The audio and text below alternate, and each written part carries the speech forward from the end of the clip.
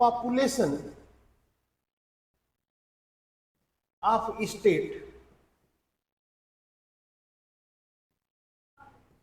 according to Plato। समझ, नागरिक है और नागरिक वे हैं जो पार्टिसिपेट इन पॉलिटिकल सिस्टम। ठीक, पार्टिसिपेट इन पॉलिटिकल सिस्टम। तो 5040 आज भी है। पूरे भारत के एमएलए की संख्या मिला दो और एमपीओ की संख्या तो 5040 है। समझ में आ गई बात?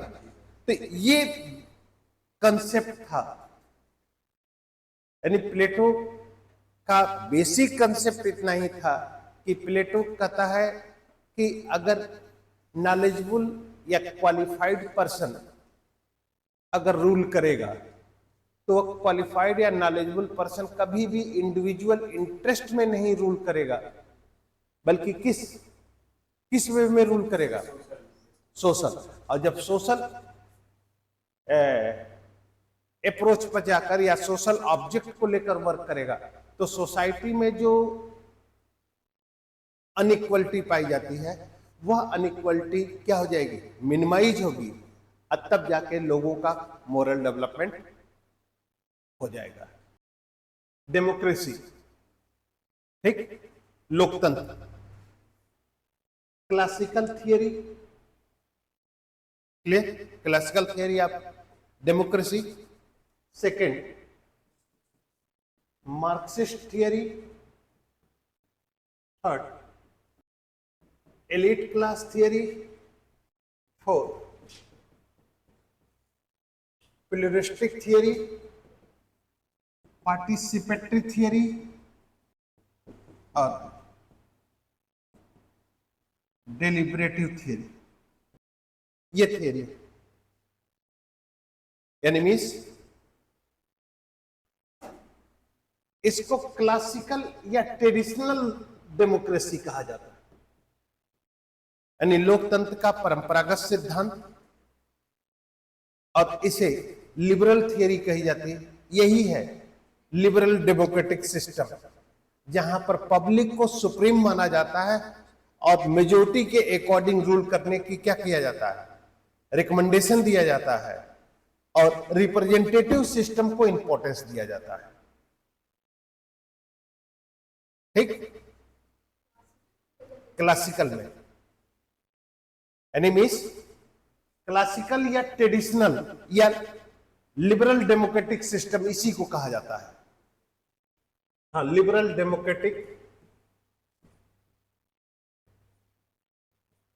Democratic system 19th century. ठीक, क्लियर हो गया?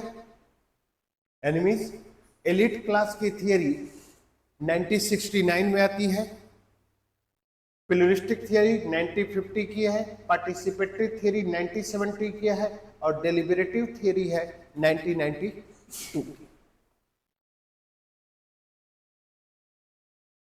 पहला है, पहले का हिंदी लिख लीजिए, परंपरागत सिद्धांत, लोकतंत्र का परंपरागत सिद्धांत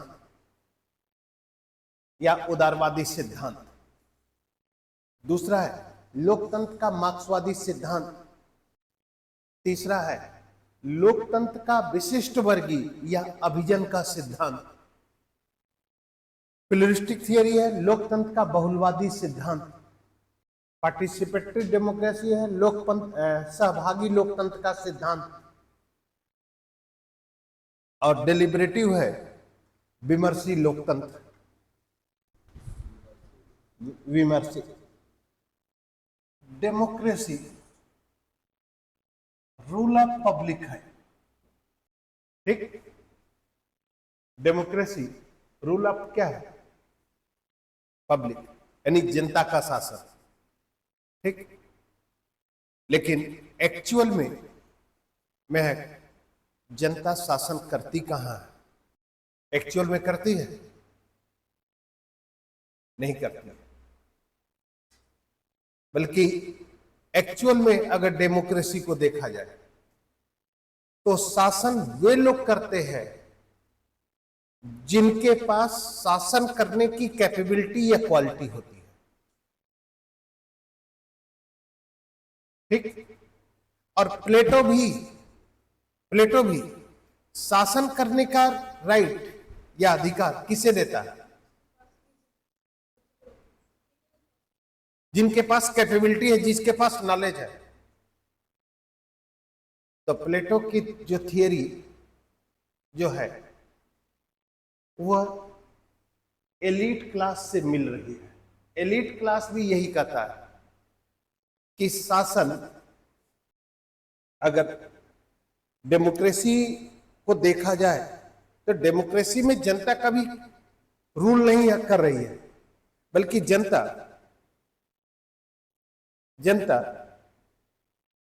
इलेक्शन के माध्यम से उन प्रतिनिधियों का इलेक्शन करती है जिनमें शासन करने की क्वालिटी हो, जिनमें नॉलेजेबल पर्सन है, जिनमें रीजन की मेजॉरिटी हो।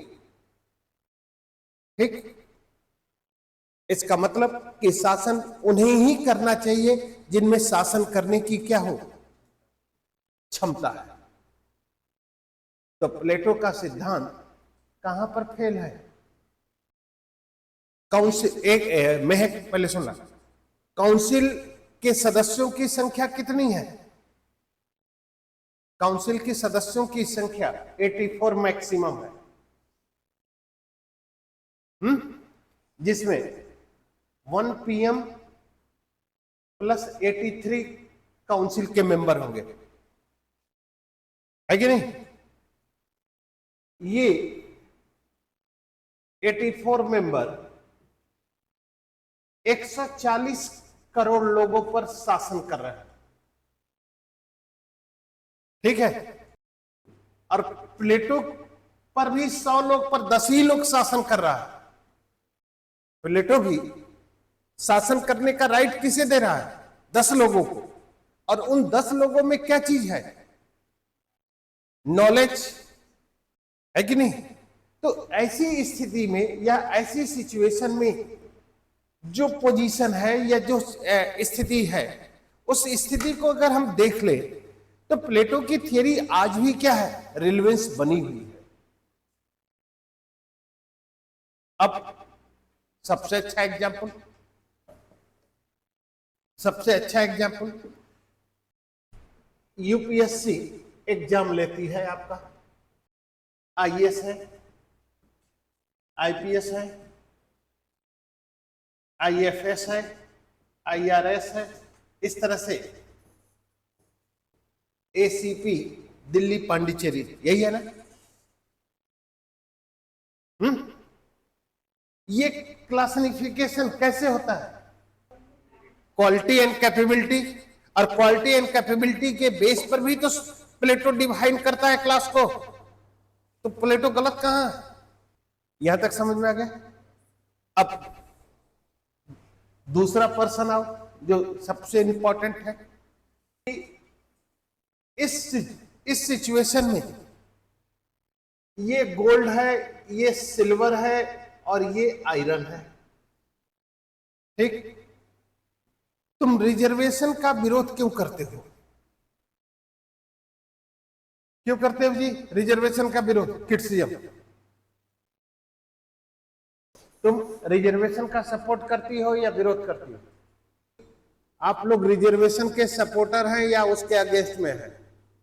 सपोर्टर हैं तो क्यों सपोर्ट करते हैं, और अगेंस्ट में हैं तो क्यों अगेंस्ट में हैं? जितने लोग रिजर्वेशन के अगेंस्ट में हैं वे सिर्फ इसलिए अगेंस्ट में हैं कि कैपेबल पर्सन के ऊपर नॉन कैपेबल पर्सन रूल कर रहा है।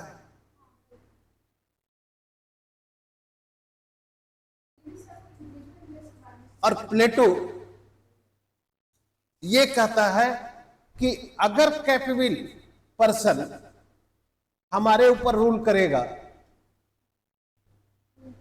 तो सोसाइटी में यूनिटी बनी रहेगी। जैसे एक एग्जाम्पल के बेस पर समझा रहा हूं।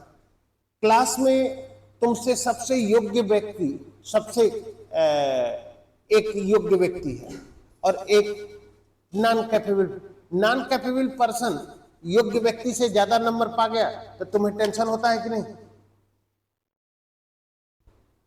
सर कैसे नंबर आ गया, उसकी कॉपी दिखाइए। लेकिन जो तुमसे ज्यादा टैलेंटेड बंदा रहेगा वो जब आए तो उसके बारे में तो नहीं बात करोगे, होता है ना। प्लेटो क्या कहता है, समाज का जो सबसे टैलेंटेड बंदा है शासन करने का अधिकार क्या है, उसी को देता है। तो कोई भी व्यक्ति उसके अगेंस्ट में जाकर कुछ नहीं कर सकता, क्योंकि उसे इस बात का ज्ञान है कि ये पर्सन अगर रूल कर रहा है, ये पर्सन अगर शासन कर रहा है, तो ये कभी भी अनजस्टिस नहीं करेगा, बल्कि हमेशा वही कार्य करेगा जो सोसाइटी के इंटरेस्ट में हो, सोशल इंटरेस्ट में हो। रिजर्वेशन के सपोर्टर भी हैं, रिजर्वेशन के अगेंस्ट में भी हैं।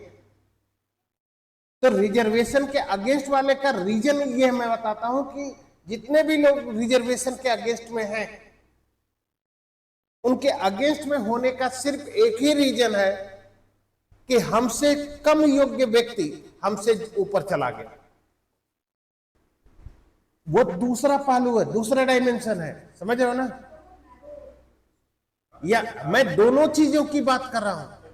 तो मेरे कहने का मतलब कि सोसाइटी में जो लोग रिजर्वेशन के अगेंस्ट में हैं, वे लोग सिर्फ इसीलिए अगेंस्ट में होते हैं क्योंकि वो कहते हैं कि हम उससे ज्यादा कैपेबल हैं, हम उससे ज्यादा योग्य हैं, और ज्यादा कैपेबल और योग्य होने के कारण हमारे ऊपर हमसे कम योग्य व्यक्ति बैठा दिया जाता है। ये एक वे लोग हैं जो रिजर्वेशन के अगेंस्ट में हैं। लेकिन रिजर्वेशन वास्तव में होना चाहिए, एक्चुअल में होना चाहिए। किस लिए होना चाहिए? क्योंकि नेचर सबको इक्वल नहीं बनाई है। नेचर सबको इक्वल नहीं बनाया, और जब नेचर सबको इक्वल नहीं बनाया तो नेचर द्वारा जो डिस्क्रिमिनेशन किया गया, उस डिस्क्रिमिनेशन को मिनिमाइज करने के लिए, उस डिस्क्रिमिनेशन को कम से कम करने के लिए नॉन कैपेबल पर्सन को थोड़ी सी स्पेशल फैसिलिटीज क्या करनी पड़ेगी, देनी पड़ेगी। और जब यह स्पेशल फैसिलिटीज हम देंगे तो जो नेचुरल अनइक्वलिटी है, वह नेचुरल अनइक्वलिटी क्या होगी, मिनिमाइज होगी। हाँ, मैनमेड में भी है, नेचुरल की भी है। जैसे फिजिकली हैंडीकैप, वो नेचुरल है ना, उनको भी दिया। तो वो मैनमेड है, तो वो चीज है। तो नेचुरल भी है, आर्टिफिशियल अनइक्वलिटी भी है। इन दोनों को स्पेशल फैसिलिटीज देने के लिए, अब खुद देखो, जब रिजर्वेशन का कंसेप्ट नहीं आया था कभी, फिर भी एक मां अपने दो बच्चों के बीच डिस्क्रिमिनेशन करती है कि नहीं? एक वह डिस्क्रिमिनेशन जो अभी नवजात है, जो अभी पैदा हुआ है, उसको ज्यादा केयरिंग नेचर होता है। लेकिन जो 3-4 साल का बुढ़ा हो गया है, उसके लिए उतनी केयर नहीं। अब वो भी तो कह सकता है अपनी माँ से कि क्या माँ, मैं अब तुम्हारा अब लड़का नहीं रहा। तो माँ कहती है कि ऐसी बात नहीं है बेटा, बात यह है कि आज की कंडीशन में तुमसे ज्यादा केयर तुम्हारे भाई या तुम्हारे बहन की है, इसलिए मैं तुमको इग्नोर करके तुम्हारे भाई या तुम्हारे बहन को ज्यादा केयर कर रहा हूं। तब तो यही केयरिंग नेचर, ये जो केयर कर रही है मां, ये भी तो रिजर्वेशन ही है। ये रहा प्लेटो। नेक्स्ट अरिस्टोटल, एक ही बार में हम लिखवा देंगे सब। ये एग्जाम के लिए, एस्से के लिए काम करते हैं सर। या जिसका ऑप्शनल होगा PSIR उनके लिए है, ये सब है। जस्टिस थियरी ऑफ अरिस्टोटल, ठीक। अरिस्टोटल के दो फेमस बुक है, पॉलिटिक्स एंड रेटोरिक, रेटोरिक, ठीक। और जस्टिस थियरी रेटोरिक में है, ठीक। Aristotle father of political science है, फादर ऑफ पॉलिटिकल साइंस है, राजनीति शास्त्र के क्या है, फादर है। अरिस्टोटल क्या है, ग्रीक पॉलिटिकल थिंकर। प्लेटो क्या था, ग्रीक और ग्रीक पॉलिटिकल, वो दार्शनिक था, इसलिए उस अरिस्टोटल का गुरु भी है, लेकिन उसे फादर ऑफ पॉलिटिकल साइंस नहीं बनाया गया, क्योंकि उसमें साइंटिफिक अप्रोच नहीं था। अरिस्टोटल में साइंटिफिक अप्रोच ज्यादा है।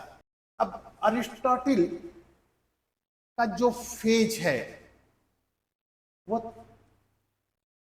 328 या 29 BC का है। थोड़ा सा देख लीजिएगा इसको, 328, हाँ 329 का है। तुम देखना तो सिकंदर के आसपास का है, 326 का है, तो उसी के आसपास का। अरिस्टोटल के समय यानी problem of Greek society in Aristotle phase या टाइम, ठीक। अच्छा, 326 क्या था, problem of Greek society in Aristotle phase या टाइम, यानी अरस्तु के समय ग्रीक सोसाइटी की प्रॉब्लम क्या थी। क्योंकि देखो, सबसे महत्वपूर्ण चीज क्या है कि जितने भी पॉलिटिकल थिंकर हुए हैं, जितने भी फिलोसफर हैं, वो सभी फिलोसफर अपने टाइम के प्रॉब्लम को सॉर्ट आउट करते हैं, ठीक। अरिस्टोटल भी, अब जैसे प्लेटो के समय में अगर अननोन पर्सन रूल नहीं करता तो मोरल डिक्लाइन नहीं होता। अब मोरल डिक्लाइन नहीं होता तो मोरल डेवलपमेंट की बात नहीं आती, ठीक। अब रीजन क्या है इसका, अगर ये चीज समझ गई तुम लोग तो एक बहुत बड़ा प्रॉब्लम समझ जाओगे। 1990 मींस इंडिया की प्रॉब्लम 1989 से लेकर 2014 का एकदम डिट्टो यही प्रॉब्लम है आज का। अब सुनो, ये है ह्यूमन मींस मानव, ये मैन व्यक्ति, ये स्टेट, ठीक। ये है इनकम्प्लीट और ये है complete and moral, incomplete and unmoral, ठीक। ये सिचुएशन कब होगा, किस राज्य में होगा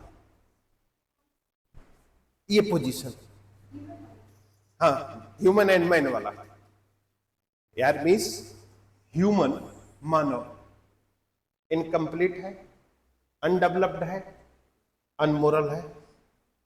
व्यक्ति क्या है, मोरल है, डेवलप्ड है एंड कंप्लीट है। तो ह्यूमन को लेकर जितनी भी डिमेरिट है, वह डिमेरिट स्टेट में जाकर मेरिट में कन्वर्ट हो रही है। यानी मनुष्य के अंदर जितनी भी डिमेरिट या अवगुण है, वह अवगुण कहां जाके गुण में कन्वर्ट हो रहे हैं, स्टेट में। तो जब स्टेट डिमेरिट को मेरिट में कन्वर्ट कर रहा है, तो स्टेट का नेचर कैसा होना चाहिए, वेलफेयर नहीं होगा। स्टेट का नेचर कैसा, स्टेट का नेचर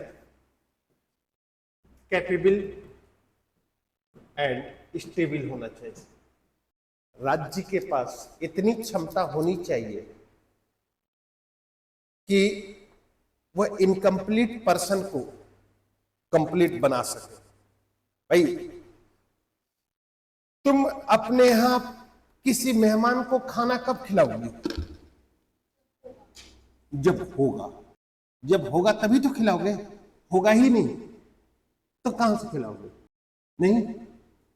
तो ऐसी सिचुएशन में, ऐसी स्थिति में स्टेट कैपेबल होना चाहिए और पॉलिटिकल सिस्टम क्या होगा?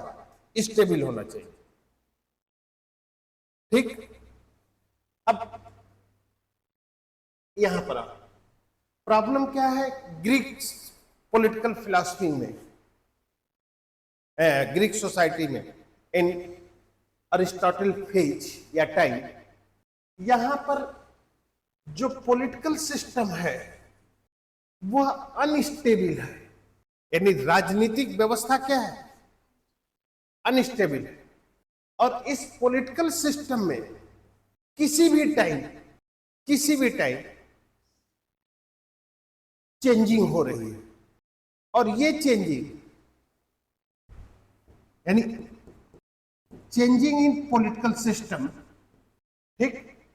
और इस चेंजिंग का जो नेचर है, परिवर्तन का नेचर है, वह परिवर्तन चाहे लार्ज हो और स्मॉल हो। इसलिए यहां पर अब लिखा जाएगा लार्ज या small changing in political system, यानी मीन्स राजनीतिक व्यवस्था में छोटा या बड़ा परिवर्तन। और किसी भी प्रकार का परिवर्तन अरिस्टोटल के लिए क्या है? रिवोल्यूशन, क्रांति। किसी भी प्रकार का परिवर्तन क्या है? क्रांति है। अब परिवर्तन कैसा? किसी भी टाइप। इसीलिए लिखा जाए लार्ज या small changing in political system, यानी मीन्स कॉन्स्टिट्यूशन में चेंजिंग हो रही है, रूलिंग क्लास में चेंजिंग हो रही है, ठीक, या पॉलिटिकल सिस्टम में चेंजिंग हो रही है। ये सब अरिस्टोटल के लिए क्या है? रिवोल्यूशन है। तो जब पॉलिटिकल सिस्टम अनस्टेबल होगी तो पॉलिटिकल सिस्टम या स्टेट कैपेबल कहां होगा? जो ह्यूमन को मैन में कन्वर्ट करेगा। तो इस रिवोल्यूशन, जो रिवोल्यूशन है, इस रिवोल्यूशन का जो रीजन मानता है, कजेज है या रीजन, वह है क्या है? अनइक्वलिटी। यानी समाज में जितनी भी क्रांतियां हो रही हैं, जितने भी परिवर्तन हो रहे हैं, उन सभी परिवर्तन का मेन रीजन क्या है? अनइक्वलिटी, ठीक। और इसी अनइक्वलिटी को दूर करने के लिए एक तरफ अरिस्टोटल क्लासिफिकेशन ऑफ कॉन्स्टिट्यूशन देता है और दूसरे तरफ जस्टिस थ्योरी देता है। इसलिए अनइक्वलिटी जस्टिस थियरी दे रहा है। तो जस्टिस को दो भाग में डिवाइड किया। फर्स्ट, एब्सोल्यूट जस्टिस, पूर्ण न्याय, और पर्टिकुलर जस्टिस, विशिष्ट न्याय। विशिष्ट न्याय को दो भाग में डिवाइड करता है। रिफॉर्मिस्ट जस्टिस, सुधारात्मक न्याय, डिस्ट्रीब्यूटिव जस्टिस, वितरणात्मक न्याय। ये बताए थे ना। और डिस्ट्रीब्यूटिव जस्टिस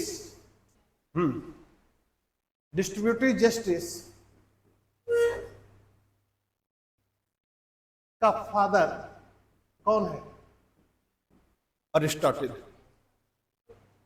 और इसका मतलब distribution of political post and award according capability and capacity। राजनीतिक पद एवं पुरस्कारों का वितरण योग्यता और क्षमता के आधार पर किया जाए। राजनीतिक पद एवं पुरस्कारों का डिस्ट्रीब्यूटिव जस्टिस का मतलब होता है कि राजनीतिक पद एवं पुरस्कारों का वितरण यानी डिस्ट्रीब्यूशन किसके अकॉर्डिंग किया जाए? Capability and capacity. तो अगर कैपेबिलिटी एंड कैपेसिटी के अकॉर्डिंग राजनीतिक पद एवं पुरस्कारों का वितरण किया जा रहा है, ठीक है, तो कोई भी व्यक्ति, कोई भी पर्सन अपने से योग्य व्यक्ति की सुपरमेसी को एक्सेप्ट कर लेगा कि नहीं? कर लेगा। तो उस स्थिति में भी सोसाइटी में क्या बना रहेगा? इक्वलिटी बनी रहेगी। समझ रहे हो? इसलिए डिस्ट्रीब्यूटिव जस्टिस, और इसी डिस्ट्रीब्यूटिव जस्टिस को आज एक्सेप्ट किया गया। ठीक है।